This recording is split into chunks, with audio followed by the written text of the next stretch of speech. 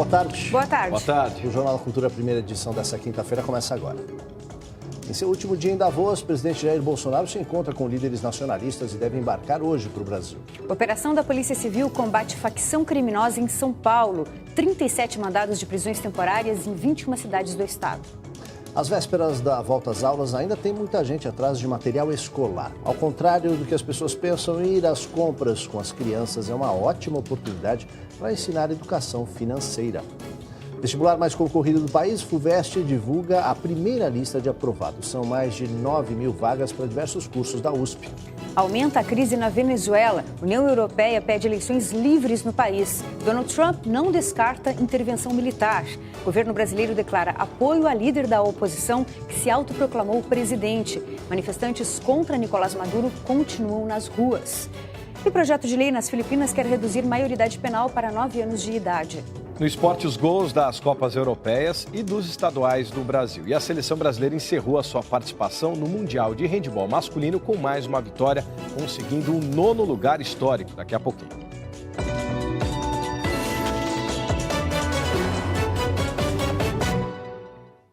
A compra do material escolar pode ser uma boa oportunidade para ensinar às crianças as primeiras noções de economia.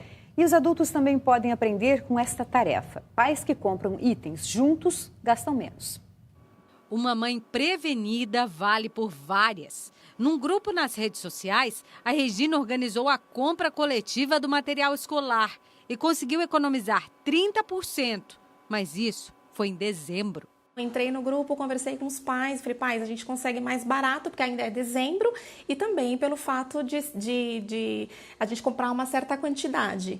Então, os pais aceitaram, eu antecipei o pagamento para garantir o valor ainda de dezembro, antecipei o pagamento e agora no comecinho do ano os livros já chegaram. Quem deixou para comprar o material escolar agora em janeiro também consegue fazer bons negócios. Reaproveitar itens do ano anterior pode evitar gastos desnecessários. Outra sugestão é checar se a papelaria da sua região tem parceria com a escola. A gente tem um convênio com a escola, não aumentando o preço do material, mas podendo beneficiar, sim, os pais, porque começo de ano é difícil para todos. A Ana que o diga.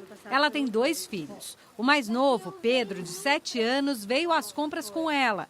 Cada item da lista de material escolar é pesquisado e negociado. Eu já conversei em casa, falei para ele que algumas coisas podiam ser de personagem, que de personagem quase dobra, né, o valor. E aí falei, esse dinheiro que sobra dá para você ir no cinema, comprar alguma coisa lá no cinema, aí ele já entendeu. A educadora financeira incentiva a participação dos filhos na compra do material escolar. Conversar com a criança até qual valor serão comprados os itens, né? Então, quanto é possível ser gasto nesta lista? Precisa educar financeiramente esta criança. O Pedro, filho da Ana, está usando os ensinamentos sobre economia, não só para os itens escolares. É que eu estou guardando o meu dinheiro para comprar o meu videogame. Faz muito bem. Mais um viaduto é interditado em São Paulo com problemas estruturais. Dessa vez é a alça de acesso à rodovia Presidente Dutra, na Marginal Tietê. Uma importante via, principalmente na véspera do feriado prolongado de aniversário da cidade. Agora o trânsito na região está dentro do esperado para o horário. A previsão é que fique mais complicado no fim da tarde. A interdição é preventiva e foi feita na noite de ontem, depois de uma vistoria feita por uma empresa contratada pela Prefeitura, que elaborou um laudo preliminar. O documento alerta para um rompimento da viga de apoio da estrutura no pilar, junto à margem esquerda do rio Tietê.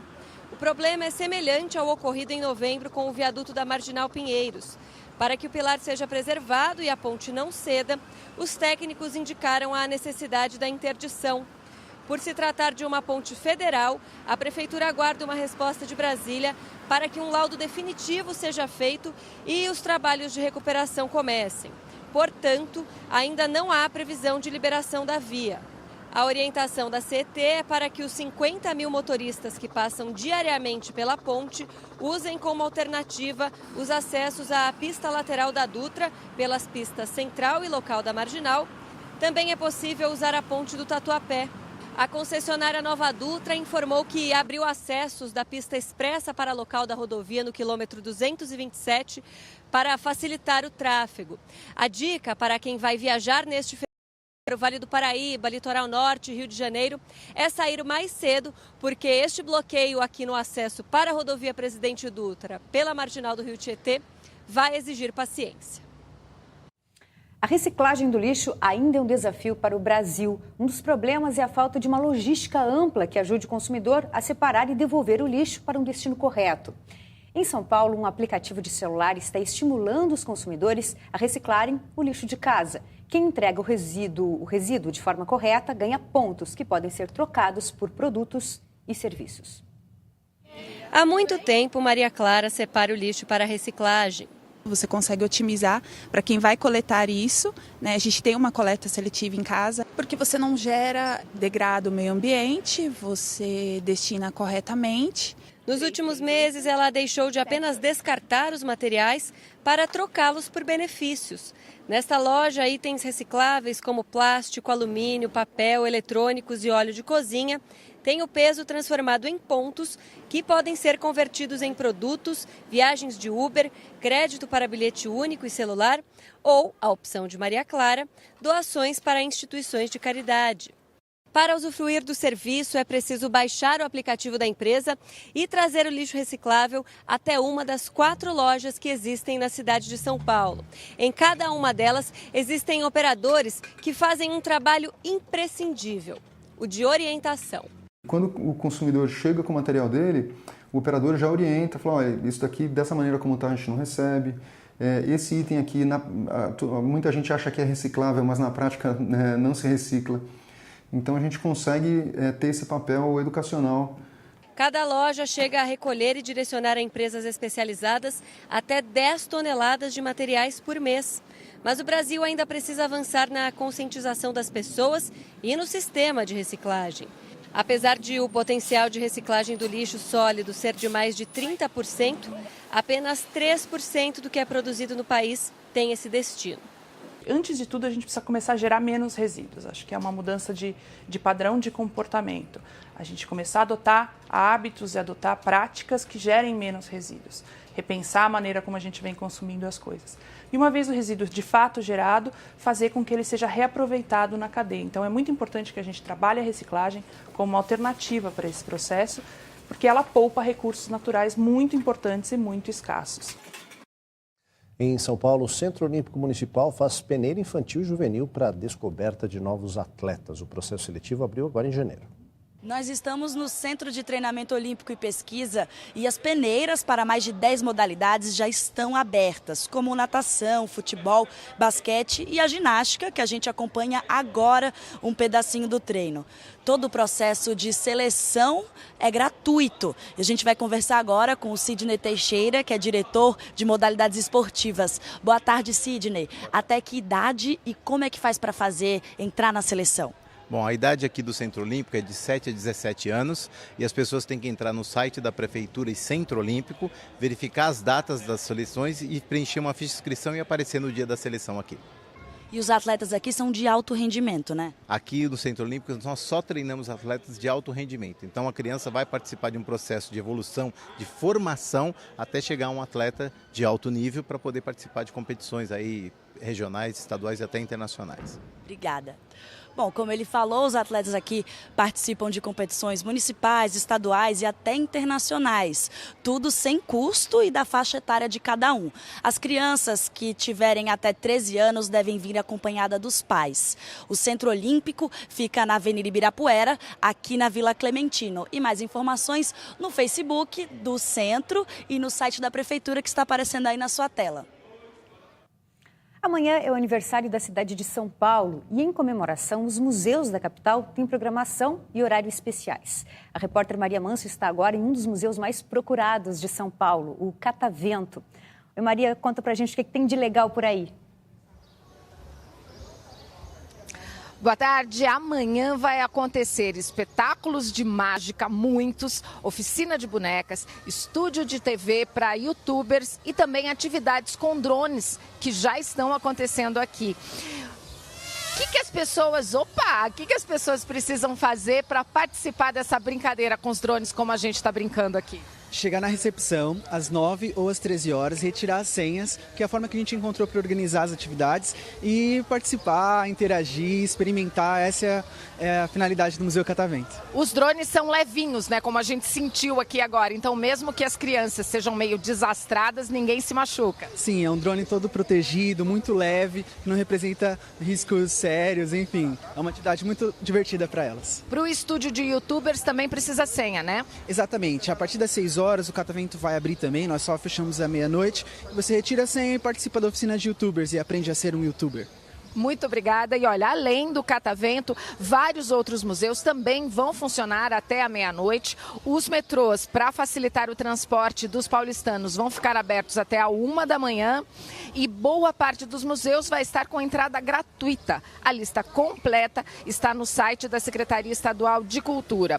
A Prefeitura preparou um show com atrações lá no Vale do Anhangabaú. Para saber os horários e os convidados, também é só entrar no site da Prefeitura. E olha, os drones aqui estão fazendo muito sucesso, Ana. Era exatamente o que eu estava vendo, Maria. Está fazendo um maior sucesso e são drones à prova de crianças atrapalhadas, como você falou. Está tudo certo, então. Aldo.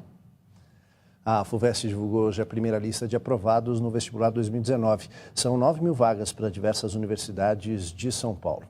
Os candidatos aprovados devem fazer matrícula virtual e também presencial. Na próxima segunda-feira, o sistema estará aberto para as matrículas online na primeira chamada. E no dia 1º de fevereiro será divulgada a lista com os candidatos aprovados na segunda chamada. Esse ano, o vestibular da FUVEST teve mais de 117.000 candidatos. A lista completa com os aprovados está no site fuvest.com.br.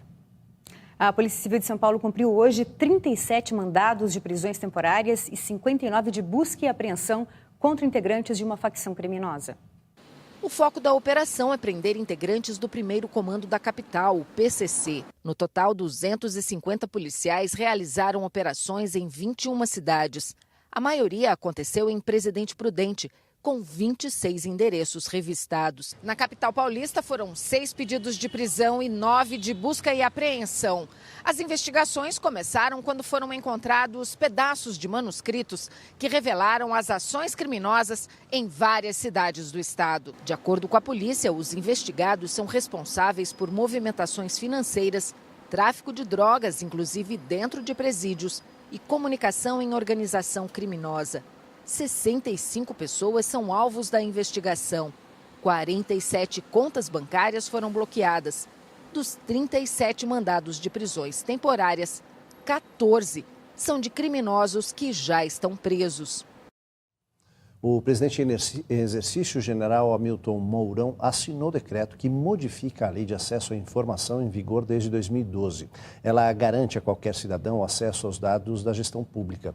O novo decreto amplia a lista de funcionários públicos que podem classificar documentos como sigilosos para comissionados e dirigentes de fundações, autarquias e empresas públicas. Antes, essa era uma prerrogativa do presidente da República, seu vice e ministros de Estado, além de comandantes das Forças Armadas e chefes de missões diplomáticas.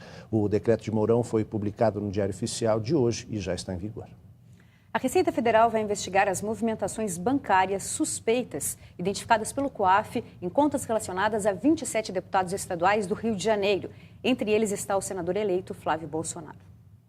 A Receita vai cruzar informações enviadas pelo COAF, Conselho de Controle de Atividades Financeiras, com as declarações de parlamentares e servidores da Assembleia Legislativa do Rio de Janeiro. Na lista estão o deputado estadual e senador eleito pelo PSL e seu ex-assessor Fabrício Queiroz. O COAF revelou as movimentações financeiras atípicas de Queiroz, somando R$ 1.200.000. Além disso, Queiroz teria recebido depósitos de outros funcionários do gabinete de Flávio. O ex-assessor, que foi operado recentemente, diz que o dinheiro é o resultado da venda de carros. O COAF também identificou 96 depósitos de R$ 2.000 na conta de Flávio Bolsonaro e o pagamento de um título no valor de R$ 1 milhão. O senador diz que as movimentações vêm de transações com imóveis. A mãe e a ex-mulher do ex-capitão da PM e ex-integrante do BOP, Adriano Magalhães, da Nóbrega, trabalharam até novembro no gabinete de Flávio.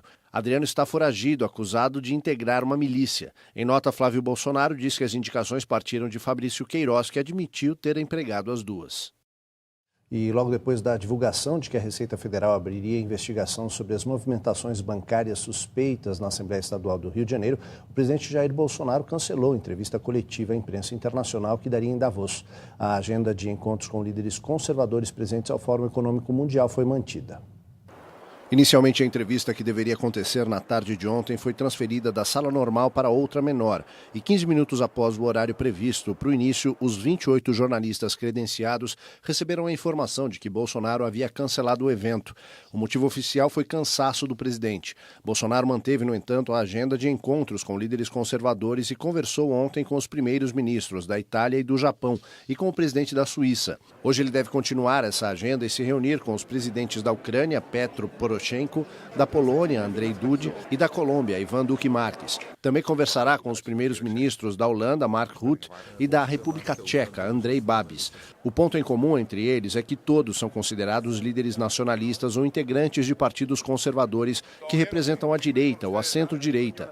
Da mesma forma que Bolsonaro defende uma agenda alternativa à globalização, fortemente apoiada pela diplomacia brasileira na era do PT.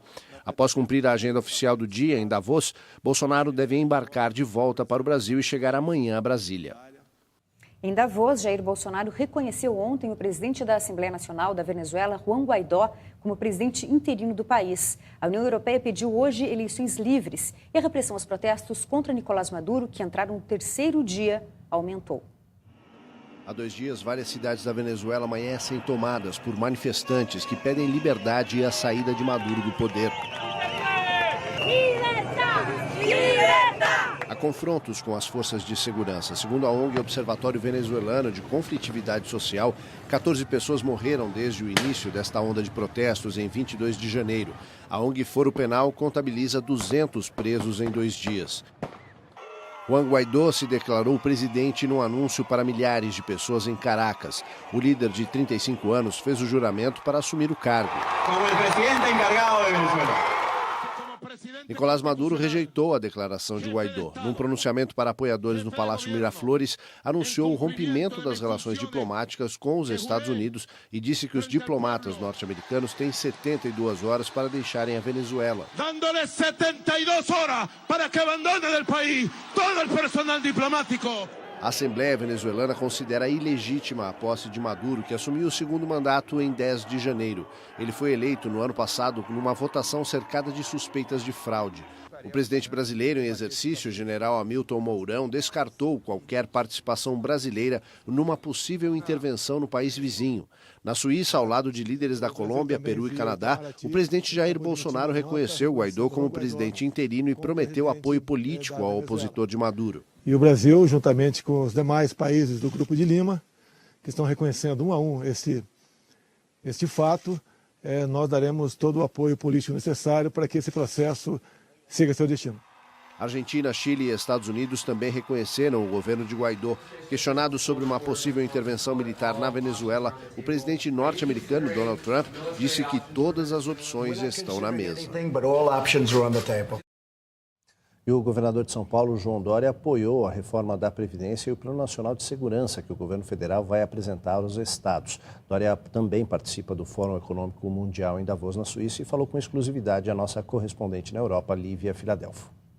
O objetivo do governador de São Paulo, João Dória, é atrair investidores. Mostrando São Paulo como um bom destino para investimentos internacionais, um estado que tem marcos regulatórios claros, que respeita o investimento externo, que dá previsibilidade, um governo que é manifestamente liberal na sua visão econômica e que te oferece oportunidades reais e no maior mercado de consumo da América Latina, que é o estado de São Paulo, com 45 milhões de habitantes. Em entrevista exclusiva ao Jornal da Cultura, o governador afirmou que todos os presídios do estado serão privatizados gradativamente, que vai combater duramente as facções criminosas e destacou 2 projetos já adotados na área da segurança. A primeira ação de São Paulo Mais Seguro foram 28.800 policiais militares. Nunca houve uma mobilização tão grande de policiais militares, fiscalizando as ruas, o campo, regiões metropolitanas em todo o estado de São Paulo.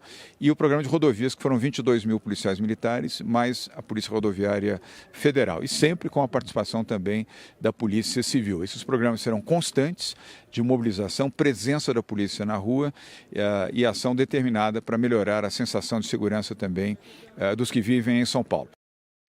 Pode não parecer muito para um país acostumado às culturas do futebol, mas o handebol masculino de fato fez história. Jogando contra a Islândia, a seleção brasileira encerrou a sua participação com mais uma excelente vitória no Mundial. Vamos ver.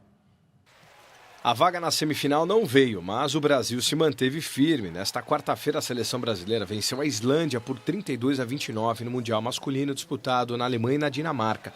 O triunfo em Colônia fechou a melhor campanha do Brasil na história do Mundial, terminando na 9ª posição. Contra a Islândia, o Brasil contou com a pontaria precisa de Raniel, artilheiro com 9 gols. Zé Toledo também se destacou com 8 gols. O time do técnico Washington Nunes ainda tinha chances de brigar pelo histórico 7º lugar, mas a vitória da Croácia sobre a França jogou o Brasil um pouquinho mais para baixo na classificação geral. Foram 5 vitórias em 8 jogos, incluindo os triunfos sobre Sérvia, Rússia, Croácia e a Islândia. Antes da disputa na Alemanha e na Dinamarca, o melhor resultado brasileiro havia sido o 13º lugar do Mundial da Espanha em 2013. A seguir, nos Estados Unidos, o Senado pode votar hoje alternativa para liberar verbas e interromper temporariamente a paralisação de serviços públicos no país, que já dura mais de um mês. E nas Filipinas, o projeto de lei sugere reduzir a maioridade penal no país para 9 anos de idade. A gente volta já.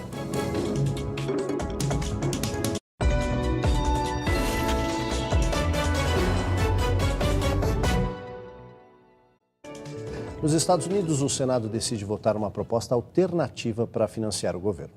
Depois da líder da Câmara, Nancy Pelosi, adiar o tradicional discurso do Estado da União no Congresso para depois do fim da paralisação de órgãos e funcionários do governo, Donald Trump afirmou que seria muito triste que o discurso não fosse feito na hora certa, na data prevista e no local designado. O embate é mais um na disputa que ameaça a economia dos Estados Unidos, onde vários órgãos e 800 mil funcionários do governo estão paralisados desde o dia 22 de dezembro, por falta de verbas e salários. Os dois lados estão irredutíveis sobre os 5 bilhões e 700 milhões de dólares para o muro de fronteira com o México. O líder da maioria republicana no Senado, Mitch McConnell, propôs uma alternativa: votar ainda hoje uma proposta para financiar o governo por 3 semanas, que não inclui recursos para o muro. E vai incluir também uma proposta para encerrar a paralisação, que inclui recursos para o muro de fronteira e assistência para pessoas levadas ilegalmente aos Estados Unidos quando crianças. Nas Filipinas, o presidente Rodrigo Duterte quer reduzir a maioridade penal no país. A medida é uma promessa de campanha de Rodrigo Duterte, o presidente das Filipinas, que levou o país a adotar a política de tolerância zero contra o tráfico de drogas, que já deixou 12 mil mortos e 160 mil presos no país. Os deputados que aprovaram a proposta do presidente dizem que a mudança protegeria as crianças, que são usadas por gangues criminosas. O projeto de lei aprovado na segunda-feira pelo Comitê de Justiça do Congresso Filipino reduziu a maioridade, que atualmente é de 15 anos de idade, para 9 anos. Com isso, crianças poderão ser condenadas por crimes e ir para a cadeia. A nova norma ainda promete punir com prisão perpétua os adultos que explorarem crianças para cometer crimes. O presidente Rodrigo Duterte considera a lei como uma solução para reduzir os crimes praticados por crianças coagidas por grupos criminosos, que sabem que elas serão libertadas. A organização Human Rights Watch afirma que menos de 2% dos crimes são cometidos por crianças nas Filipinas e que a medida vai piorar ainda mais o sofrimento de milhares de crianças presas no sistema judiciário. E o Unicef, Fundo das Nações Unidas para a Infância, afirmou que faltam evidências para comprovar que as crianças estão por trás do aumento da criminalidade no país. E vamos aos principais gols dos estaduais e também nas Copas Europeias. Vamos ver. Na Copa da Liga Inglesa, a partida entre Burton Albion e Manchester City foi apenas uma formalidade. 9-0 no jogo de ida, ontem no agregado 10-0, gol solitário de Agüero e vaga na decisão. Copa da França, o PSG dominou completamente o Strasbourg e abriu o placar com Cavani. No segundo tempo, após ser caçado, Neymar sentiu uma lesão no pé direito, o mesmo que foi operado em 2018 e saiu do jogo. Mas Di Maria ainda fez mais um. Pelo Sul-Americano Sub-20, o Brasil perdeu para o Chile por 1-0. O gol foi de Morales. A seleção vai decidir a classificação contra a Bolívia. E no Campeonato Carioca, o Flamengo empatou com o Resende. Joseph abriu o placar em falha da zaga rubro-negra. Henrique Dourado empatou com uma linda bicicleta. Pelo Paulistão, o Guarani de virada venceu o Corinthians por 2-1. Apesar de mais uma boa partida de Gustavo, o Timão recuou demais e levou 2 gols. Diego Cardoso e Rondinelli deram a vitória ao Bugre. E o Palmeiras venceu o Botafogo de Ribeirão Preto. Daverson fez o único gol da partida. O Jornal da Cultura, a primeira edição, termina aqui. Uma ótima tarde para você. Agora você acompanha o programa Panorama, que hoje fala sobre como identificar e evitar relações tóxicas. Obrigada pela companhia e até amanhã. Até amanhã. Tchau.